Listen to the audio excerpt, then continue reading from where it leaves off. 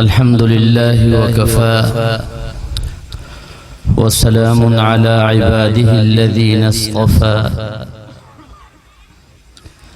أما بعد فأعوذ بالله من الشيطان الرجيم بسم الله الرحمن الرحيم من جاء بالحسنة فله عشر أمثالها ومن جاء بالسيئة فلا يجزى إلا مثلها وهم لا يظلمون صدق الله العظيم.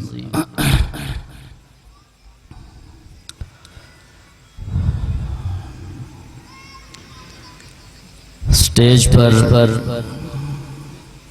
بیٹھے ہوئے بڑی تعداد میں مشائخ، علماء کرام اور ہمارے اکابرین، میں ایک طالب علم انتہائی حقیر اور سیاہکار، اس لائق تو ہرگز نہیں تھا کہ میں کچھ آپ حضرات کے سامنے عرض کر سکتا، لیکن اللہ نے ایک نسبت عطا فرما دی ہے. اس نسبت کو سامنے رکھتے ہوئے اور بڑوں کے حکم پر دو چار باتیں عرض کر کے آپ حضرات سے اجازت چاہوں گا. میرے دادا جان حضرت مولانا وہ شیخ الحدیث بھی تھے، ولی کامل بھی تھے. اسی سمینہ سے ہمارے خاندان کا تعلق ہے. شیخ الحدیث حضرت مولانا محمد قاسم صاحب رحمہ اللہ تعالی اور ان کے والد محترم حضرت مولانا حفیظ اللہ صاحب جو امینیہ دہلی کے فاضل تھے، اور ان کے شاگردوں میں حضرت مولانا عبدالحی جامپوری صاحب، میاں سراج احمد دین پوری صاحب اور بڑے بڑے اکابر جو ان کے شاگرد تھے، اور ان کے والد محترم حضرت مولانا خیر محمد صاحب رحمہم اللہ تعالی. پھر میرے والد محترم شیخ التفسیر والحدیث حضرت مولانا قاری محمد عبد المجید صاحب رحمہ اللہ تعالی. میں تحدیث بن نعمت کے طور پر کہتا ہوں کہ ڈیرہ غازی خان میں ہمارے ان بزرگوں کا فیض اور ان بزرگوں کی محنتیں آج ڈیرہ غازی خان میں جہاں بھی جانا ہوتا ہے، بڑے بڑے مدارس میں کچھ سال پہلے ہمارے ڈیرہ غازی خان میں جن جن مدارس میں دورہ حدیث ہو رہا تھا، میں نے عرض کیا کہ وہاں جتنے بھی شیخ الحدیث ہیں وہ سب ہمارے دادا جان حضرت مولانا محمد قاسم صاحب رحمہ اللہ تعالی کے شاگرد ہیں. ہمارے استاذ محترم حضرت مولانا عبدالعزیز صاحب خیر آبادی درسگاہ نیازیہ میں اس وقت تھے، مولانا عبدالحمید صاحب. تو جن مدارس میں بھی دورہ حدیث ہو رہا تھا، میں نے غور کیا اور دیکھا تو ہمارے دادا جی کے وہ سارے شاگرد تھے. اور پھر ان کے بعد اب استاذ القراء حضرت اقدس حضرت قاری محمد یونس صاحب دامت برکاتہم، اور ہمارے عظیم چچا حضرت مولانا قاری محمد عبد الباسط صاحب دامت برکاتہم، حضرت قاری شاہد بلال صاحب رحمہ اللہ تعالی، ان کی بھی بڑی خدمات ہیں. حضرت قاری حفیظ اللہ صاحب، حضرت قاری خلیل صاحب، حضرت قاری عبد الغفار صاحب اور حضرت قاری محمد طیب صاحب ان حضرات کا یقین جانیے نام لیتے ہوئے بھی زبان میٹھی ہو جاتی، ساری زندگی ان کی قرآن پڑھنے اور پڑھانے میں گزر گئی، اور پھر مرد نہیں ہمارے گھر کی ساری عورتیں بچیاں الحمدللہ اللہ نے ان کو قرآن کی خدمت کے لیے قبول فرما لیا۔ اللہ کرے ہمارا یہ سلسلہ ہمیشہ ہمیشہ جاری رہے اور ان حضرات کے فیوزات اور برکات اس سے ہم صحیح استفادہ کرنے والے ہوں۔ میرے محترم دوستو، میں نے ایک آیت آپ حضرات کے سامنے تلاوت کی ہے۔ اس آیت کا مفہوم عرض کرنے سے پہلے تھوڑی سی توجہ آپ میری طرف رکھیں گے، دائیں بائیں نہیں دیکھیں گے، توجہ میری طرف رکھیں گے۔ اللہ تبارک و تعالی نے جو دین ہمیں عطا فرمایا ہے یہ دین بڑا آسان ہے، دین کا کوئی حکم مشکل نہیں ہے۔ آپ حضرات تھکے ہوئے ہیں جی؟ تھوڑا سا محبت اور عقیدت کے ساتھ، یہ قرآن والوں کی مجلس ہے، قرآن کی مجلس ہے۔ 72 طلباء کرام کی دستار بندی ہونے والی ہے۔ ہمارے اس علاقے کے لیے بہت بڑی سعادت اور بڑی خوش قسمتی کا مقام ہے۔ تھوڑی سی توجہ چاہیے۔ یہ دین جو اللہ نے ہمیں عطا فرمایا، یہ دین آسان ہے مشکل؟ بڑا مشکل ہے میرے خیال میں، بہت آسان ہے، مشکل نہیں ہے۔ دین کا کوئی حکم مشکل نہیں ہے، لیکن موجودہ دور میں بے شمار فتنے، ان فتنوں میں سے ایک فتنہ یہ بھی ہے کہ ہمارے سامنے دین کی جو تصویر پیش کی جاتی ہے، کہا جاتا ہے کہ دین بڑا مشکل ہے۔ چنانچہ یہ سن کر ہم نے بھی ذہن بنا لیا کہ دین بڑا مشکل ہے، دین کے سارے احکامات مشکل ہیں، دین پر عمل کرنا مشکل ہے۔ اس مشکل کا تصور ہم نے اپنے ذہن میں بٹھا کر ہم نے دین پر چلنے کے لیے 2-4 قدم اٹھانا بھی گوارا نہ کیا۔ چنانچہ آج یہ دین ہمارے لیے واقعتاً مشکل ہوتا چلا گیا۔ ہم نے اپنا ذہن بنا لیا کہ دین مشکل ہے، حالانکہ دین مشکل نہیں ہے، دین فطرت ہے۔ جب آپ دین پر عمل کریں گے، توجہ میری طرف رکھیں گے، جب آپ دین پر عمل کریں گے تو اللہ تبارک و تعالی کی مدد اور نصرت آپ حضرات کے شامل حال ہو جائے گی۔ آپ کے لیے کوئی کام بھی مشکل نہیں رہے گا۔ اور پھر اعلان فرما دیا، یرید اللہ بکم اليسر، اللہ ارادہ فرماتے ہیں آسانی کا۔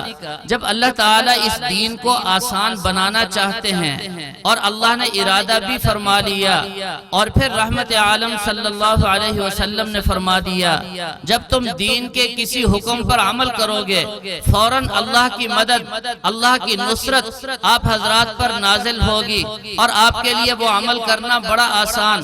اور جب تم دین پر عمل کرو گے، کسی حکم پر عمل کرو گے، وہ عمل تلاوت کا ہو، وہ عمل ذکر کا ہو، وہ عمل نماز کا ہو، وہ عمل روزے کا ہو، فرمایا کہ اس عمل کے بعد آپ کے قلب کو سکون ملے گا، راحت ملے گی، عزت ملے گی، آپ کی دنیا بھی بن جائے گی، آخرت بھی بن جائے گی۔ آپ دنیا میں جو چاہتے ہیں وہ آپ کو مل جائے گا۔ میری اور آپ کی چاہت بالفرض کیا ہے؟ میں اور آپ چاہتے ہیں رزق مل جائے، سورۃ الواقعہ پڑھیے، آپ پر فقر و فاقہ کبھی نہیں آئے گا۔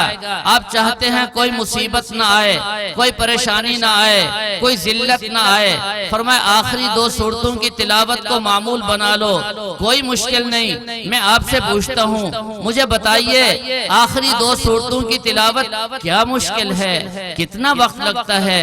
کوئی وقت نہیں لگتا۔ آپ آخری 2 سورتوں کی تلاوت کیجئے، رحمت عالم صلی اللہ تعالی تعالی علیہ وسلم نے فرما دیا، بڑی سے بڑی مصیبت، بڑی سے بڑی پریشانی، بڑے سے بڑا طوفان، بڑی سے بڑی آندھی، کوئی بھی حالت پیش آ جائے، آپ آخری 2 سورتوں کی تلاوت کیجئے، کوئی پریشانی نہیں رہے گی، کوئی مصیبت نہیں رہے گی۔ ایک حدیث پاک میں آتا ہے، حضرت عقبہ بن عامر رضی اللہ تعالی عنہ فرماتے ہیں، میں رحمت عالم صلی اللہ علیہ وسلم کے ساتھ مکہ مکرمہ سے مدینہ منورہ کی طرف جا رہا تھا۔ راستے میں ابوا اور جوحفہ مقام کے درمیان بہت بڑا طوفان آ گیا۔ بظاہر جو محسوس ہوتا تھا کہ اب ہمارا بچنا ممکن نہیں۔ میں نے دیکھا رحمت عالم صلی اللہ تعالی علیہ وسلم آخری 2 سورتوں کی تلاوت فرما رہے ہیں، اور پھر میری طرف توجہ فرمائی، حکم دیا، عقبہ تم بھی آخری 2 سورتوں کی تلاوت کرو، یہ طوفان کچھ بھی نہیں، اس سے کوئی بڑی مصیبت آ جائے، بڑا حادثہ پیش آ جائے، جادو ہو جائیں، جنات کا حملہ ہو جائے، بڑی سے بڑی مصیبت آ جائے، فرمایا ان 2 سورتوں کی تلاوت کرو، اس میں اللہ کی پناہ ہے، اللہ کی پناہ چاہ لو۔ فرمایا ان 2 سورتوں کے مثل نہ پہلے کسی پیغمبر کو اللہ نے عطا فرمایا، نہ آئندہ کسی کو یہ نعمت ملے گی۔ فرمایا 2 سورتوں کی تلاوت کر لو، ساری مصیبت ختم، ساری پریشانی ختم، سارے حادثات ختم۔ یہ کیا مشکل ہے؟ میں آپ سے پوچھتا ہوں، آخری 2 سورتوں کو پڑھنا کیا مشکل ہے؟ ذرا بتائیے، مشکل ہے؟ رحمت عالم صلی اللہ علیہ وسلم نے فرمایا، یہ قرآن کی مجلس ہے، پورے قرآن پاک کا حفظ، اس کے انعامات، اس کی رحمتیں، اس کی برکتیں تو بے انتہا، لا متناہی۔ میں تو چھوٹی چھوٹی باتیں آپ حضرات کو سنا رہا ہوں۔ رحمت عالم صلی اللہ علیہ وسلم نے صحابہ کو فرمایا، او میرے صحابہ، آج میں تمہیں 1/3 قرآن پاک سنانا چاہتا ہوں، جمع ہو جاؤ۔ صحابہ تو پروانے تھے، صحابہ تو جانثار تھے، صحابہ جمع ہو گئے۔ رحمت عالم صلی اللہ علیہ وسلم گھر کے اندر تشریف لے گئے، واپس آئے اور آ کر کے چھوٹی سی سورت قل هو اللہ احد صحابہ کو سنا دی۔ گھر تشریف لے گئے، صحابہ انتظار میں بیٹھے ہیں، اللہ کے نبی صلی اللہ علیہ وسلم ابھی آئیں گے، آ کر 1/3 قرآن پاک ہمیں سنائیں گے۔ اب واپس آئے، فرمایا کہ میں نے تمہیں 1/3 قرآن پاک سنا دیا۔ جس نے سورہ اخلاص 1 مرتبہ پڑھی، گویا اس نے 1/3 قرآن پاک پڑھ لیا، اور جس نے اس سورہ مبارکہ کو 3 مرتبہ پڑھا، فرمایا وہ ایسے ہے جیسے اس نے پورا قرآن پاک پڑھ لیا۔ اور میں نے اکابرین کے حالات میں پڑھا، فرمایا جب بھی ان کو اپنے ماں باپ کی یاد آتی، اپنے بزرگوں کی یاد ان کے ذہنوں میں آتی، وہ واویلا نہیں کرتے تھے، اور وہ بدعات اور رسم و رواج کے پیچھے نہیں پڑتے تھے، وہ سال کا انتظار نہیں کرتے تھے، وہ 40 دن کا انتظار نہیں کرتے تھے، وہ کسی جمعرات کا خیال نہیں رکھتے تھے۔ وہاں بیٹھے بیٹھے 3 مرتبہ سورہ اخلاص پڑھی، اور اس کا ثواب اپنے بزرگوں کو، اپنے ماں باپ کو، اپنے بڑوں کو پہنچا دیا۔ رحمت عالم صلی اللہ علیہ وسلم نے فرمایا، جس نے 10 مرتبہ سورہ اخلاص پڑھ لی، اللہ اس کو جنت میں ایک محل عطا فرما دیں گے۔ فاروق اعظم رضی اللہ تعالیٰ عنہ نے عرض کیا، یا رسول اللہ یہ تو بڑا آسان ہے، میں تو 100 مرتبہ پڑھوں گا، میرے 10 محل جنت میں 200 مرتبہ پڑھوں گا، 20 محل جنت میں۔ صحابہ آ کر کہنے لگے، یا رسول اللہ ذرا محبت سے کہہ دیں، ذرا محبت سے کہہ دیں، 1 مرتبہ جو شخص درود پڑھے گا، فرمایا 10 رحمتیں نازل ہوں گی۔ اور شیخ الحدیث حضرت مولانا محمد زکریا رحمہ اللہ تعالی نے ایک روایت نقل فرمائی، فرمایا 70 رحمتیں نازل ہوں گی، 10 گناہ معاف ہو جائیں گے، 10 نیکیاں نامہ اعمال میں لکھ دی جائیں گی، 10 درجے بلند ہو جائیں گے، 100 فائدے 1 مرتبہ درود پڑھنے پر۔ صحابہ نے عرض کیا، یا رسول اللہ کہہ دو جی، ذرا محبت سے کہہ دو صلی اللہ علیہ وسلم، سارے کہیں صلی اللہ علیہ وسلم، تاکہ اس مجلس پر اور اس اجتماع پر اللہ کی رحمتیں نازل ہو جائیں۔ ذرا محبت سے کہہ دیں صلی اللہ علیہ وسلم۔ ناراض بیٹھے ہیں جی، ذرا آواز اونچی آواز سے کہیں صلی اللہ علیہ وسلم، اور اونچی آواز سے کہیں صلی اللہ علیہ وسلم۔ صحابہ نے عرض کیا یا رسول اللہ یہ سودا تو بڑا سستا ہے، اتنا ہم پڑھیں گے جنت کے محل؟ رحمت عالم صلی اللہ علیہ وسلم سمجھ گئے، فرمایا صحابہ سنو، اب جتنا بھی پڑھو اللہ تبارک و تعالی کا خزانہ بہت زیادہ ہے، اللہ اس سے بھی زیادہ آپ کو عطا فرما دیں، فرمایا اس کے خزانے میں کوئی کمی نہیں ہوگی۔ ایک صحابی حاضر ہوئے، عرض کیا یا رسول اللہ مجھے سورہ اخلاص سے محبت ہے، فرمایا واجبت، جنت واجب ہو گئی، فرمایا اس سورہ سے محبت تمہیں جنت میں لے جائے گی۔ اور ایک صحابی کو رحمت عالم صلی اللہ علیہ وسلم نے سورہ اخلاص پڑھتے ہوئے دیکھا، فرمایا یہ سورہ اخلاص کی تلاوت کر رہا ہے، فرمایا اس پر جنت واجب ہو گئی، یہ سورہ مبارکہ اور اس کی تلاوت اس کو جنت میں لے جائے گی۔ میرے دوستو دین مشکل نہیں ہے، فرمایا سورہ زلزال یہ آدھا قرآن ہے، فرمایا سورہ تکاثر 1000 آیتیں پڑھنے کے برابر اس کا ثواب ہے۔ رحمت عالم صلی اللہ علیہ وسلم نے ارشاد فرمایا جو شخص وضو کرے، وضو ہم میں سے ہر ایک کرتا ہے، فرمایا وضو کرنے کے بعد اگر وہ پڑھ لے اشہد ان لا الہ الا اللہ واشہد ان محمدًا عبدہ ورسولہ، ایک روایت میں آتا ہے ابو داؤد شریف کی روایت میں، ذرا نظر بھی آسمان کی طرف اٹھا لے، اور ابن ماجہ کی روایت میں آتا ہے اس کے ساتھ اللہم اجعلنی من التوابین وجعلنی من المتطہرین بھی پڑھ لے، فرمایا جنت کے 8 دروازے اس کے لیے کھول دیے جاتے ہیں، جس دروازے سے چاہو جنت میں داخل ہو جاؤ۔ میرے دوستو یہ کیا مشکل ہے، جنت کو حاصل کرنا کوئی مشکل نہیں، جنت بالکل آسان ہے۔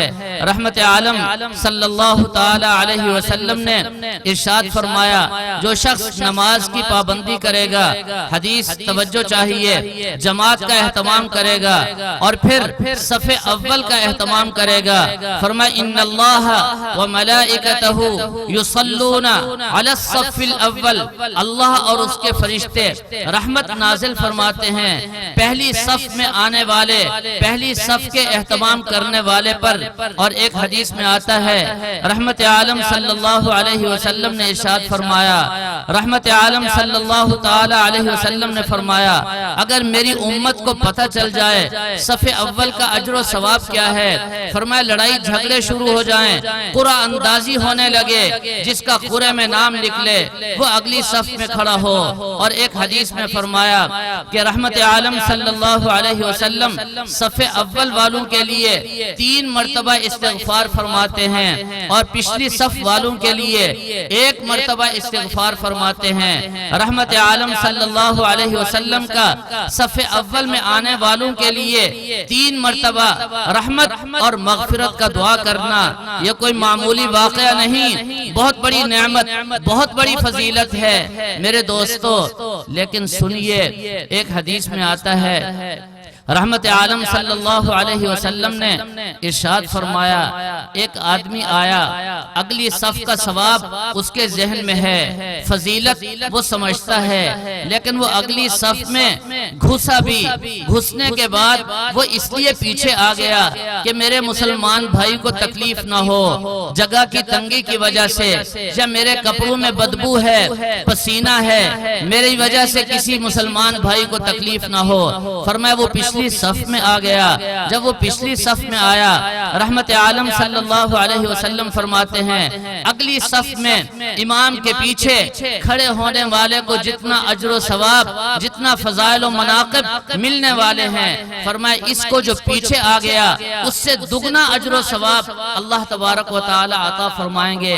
اب تھوڑا سا ہم نے پیچھے ہو کر کسی کا احترام کر لیا اور کسی کے بارے میں خیر سوچ لی، فرمایا اجر و ثواب دگنا ہو گیا۔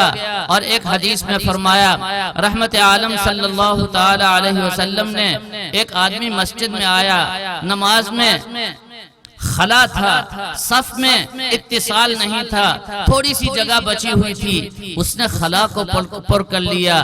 فرمایا جس نے اس صف کے خلا کو پر کیا، فرمایا وصلہ اللہ، اس کو اللہ کا قرب مل گیا، اس کو اللہ کا وصل اور اللہ کی محبت مل گئی۔ اب دیکھیں یہ چھوٹے چھوٹے عمل میں آپ کو بتا رہا ہوں، ان میں کیا مشکل ہے؟ کوئی مشکل نہیں۔ آپ نے مسجد میں آ کر تھوڑا سا جائزہ لے لیا اور صف میں جو فرجہ تھا، خلا تھا، اس کو پر کر دیا، تمہیں اللہ کی محبت، تمہیں ولایت کا درجہ مل گیا، تمہیں اللہ کا قرب مل گیا، اللہ کی محبت مل گئی۔ میرے دوستو، سورہ واقعہ کی تلاوت کو معمول بنا لیجئے، چھوٹی سی سورت ہے، اس مال و دولت کے لیے ہم مارے پھرتے ہیں، ساری رات ڈیوٹیاں دیتے ہیں، سارا دن محنت مزدوری کرتے ہیں، لیکن رحمت عالم صلی اللہ علیہ وسلم نے فرمایا جو رات کو باقاعدگی سے سورہ واقعہ کی تلاوت کا معمول بنا لے گا، کبھی اس پر فقر و فاقہ نہیں آئے گا۔ علماء بیٹھے ہیں، بڑے بڑے شیوخ بیٹھے ہیں، ان سے پوچھئے، حضرت عبداللہ ابن مسعود رضی اللہ تعالی عنہ بیمار ہو جاتے ہیں، عثمان غنی رضی اللہ تعالی عنہ خلیفۃ المسلمین ہیں، عیادت کے لیے آتے ہیں، آ کر حضرت عثمان فرماتے ہیں عبداللہ ابن مسعود تمہیں کیا تکلیف ہے، کیا شکایت ہے؟ عرض کیا ذنوبی، گناہوں کی وجہ سے تھوڑا سا مسئلہ ہے۔ فرمایا ما تشتہی، کیا چاہتے ہو تم؟ فرمایا کہ من رحمت اللہ، مجھے تو اللہ کی رحمت چاہیے، میں آپ کے لیے کوئی طبیب کا انتظام کروں؟ توجہ میری طرف، کیسا عقیدہ تھا؟ فرمایا مجھے طبیب ہی نے تو بیمار کیا ہے، توجہ اس طرف، مجھے طبیب ہی نے تو بیمار کیا ہے۔ فرمایا اچھا میں آپ کے لیے کچھ ہدیہ اور اشرفیاں پیش کرنا چاہتا ہوں۔ فرمایا مجھے ضرورت نہیں۔ فرمایا تمہاری نرینہ اولاد نہیں ہے، بیٹیاں ہیں، ان کے کام آئیں گے، رکھ لو، زندگی موت کا پتہ نہیں۔ فرمایا عثمان غنی یہ پیسے اور یہ اشرفیاں واپس لے جاؤ، میں نے اپنی بیٹیوں کو سورۃ الواقعہ یاد کرا دی ہے، وہ پابندی سے روزانہ رات کو پڑھتی ہیں، اور رحمت عالم صلی اللہ علیہ وسلم نے ارشاد فرما دیا جو شخص سورہ واقعہ کی تلاوت پابندی سے کرے گا اس کے رزق میں کبھی کمی نہیں آئے گی، اس پر کبھی فقر و فاقہ نہیں آئے گا۔ میرے پاس تو دولت اور پیسہ اور اشرفیاں اور مال بنانے کی مشین ہے، جس طرح ہمارے ہاں آج کل کہتے ہیں ڈاکٹروں کے ہاتھ گویا کہ یہ مشین ہے پیسہ بنانے کے، یہ پیسہ بنانے کی مشین ہے، لیکن صحابہ کا مزاج دیکھیے، عقیدہ دیکھیے، اللہ پر اعتماد دیکھیے، محبت دیکھیے۔ فرمایا کہ اللہ کے نبی صلی اللہ علیہ وسلم نے فرما دیا جو سورہ واقعہ کی تلاوت پابندی سے کرے گا اس کے ہاتھ میں پیسہ بنانے کی مشین آ گئی، اس کے پاس ہمیشہ دولت رہے گی، اس کی کوئی ضرورت ایسی نہیں جو پوری نہ ہو سکے، اس پر کوئی مشکل نہیں آئے گی، مالی اعتبار سے وہ کبھی پریشان نہیں ہوگا۔ آج یہود و نصارہ نے ہمیں ہمارے دلوں میں مال کی محبت ڈال کر پتہ نہیں ہمیں کہاں سے کہاں پہنچا دیا۔ میرے دوستو دین کا کام کیجئے، دین پر عمل کیجئے، تلاوت کا اہتمام کیجئے، ذکر اور فکر والی زندگی بسر کیجئے، سورۃ الواقعہ بڑے اہتمام سے پڑھیے۔ یاد رکھیں انشاءاللہ مالی حوالے سے کبھی کوئی پریشانی نہیں، کبھی فقر و فاقہ آپ کے قریب نہیں آئے گا، لیکن ذرا اس کو دل سے سمجھ لیجئے، اس کو اپنے عقیدے کا جز بنا لیجئے، مان لیجئے اللہ کے نبی صلی اللہ علیہ وسلم نے جو فرمایا وہ حق اور سچ ہے، اور اسی پر ہم عمل کریں گے، ہمیں دنیا بھی ملے گی، آخرت بھی ملے گی۔ یہ قرآن والوں کی محفل ہے، قرآن والوں کی مجلس ہے۔ میرا پیغام آپ سب حضرات کے نام یہی ہے کہ دین بڑا آسان ہے، ذرا دو قدم اٹھا کر کے دیکھیے، آپ اللہ اللہ کر کے دیکھیے، پھر اللہ کی رحمتیں، اللہ کی برکتیں، عنایات اور انوارات کی موسلا دھار بارش خود اس کا نظارہ کیجئے۔ فرمایا سورہ یاسین ایک مرتبہ جو تلاوت کرے گا فرمایا 10 قرآن پاک کے برابر توجہ چاہیے۔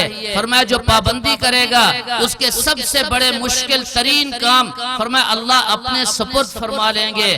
آپ کا کام سپرد اللہ کے، آپ کو پتہ بھی نہیں چلے گا، سارے کام ساری مشکلات حل ہو جائیں گی۔ فرمایا سورہ یاسین کی تلاوت کیجئے، کھانا تھوڑا ہے پورا ہو جائے گا، پانی میں کمی ہے برکت ہو جائے گی، نکاح نہیں ہو رہا فرمایا فوراً شادی ہو جائے گی، بیمار پر پڑھیے فرمایا شفا یاب ہو جائے گا، اگر کسی مرنے والے پر جس کو روح قبض ہو رہی ہے تکلیف میں ہے فرمایا سورہ یاسین پڑھیے، اللہ تعالیٰ عافیت اور آسانی کے ساتھ اس کی روح قبض فرما دیں گے۔ سورہ یاسین ایسی نعمت ہے اور ایسی سورہ مبارکہ ہے، اب اس کو پڑھ کے تو دیکھیں، اس کی تلاوت کر کے تو دیکھیں، اس کو اپنا معمول بنا کے تو دیکھیں، پھر دیکھیں اللہ کی رحمتیں اور برکتیں کیسے نازل ہوتی ہیں۔ جو میں نے عرض کیا اللہ تعالیٰ مجھے بھی آپ حضرات کو بھی سمجھنے اور عمل کرنے کی توفیق عطا فرمائے۔ وما علینا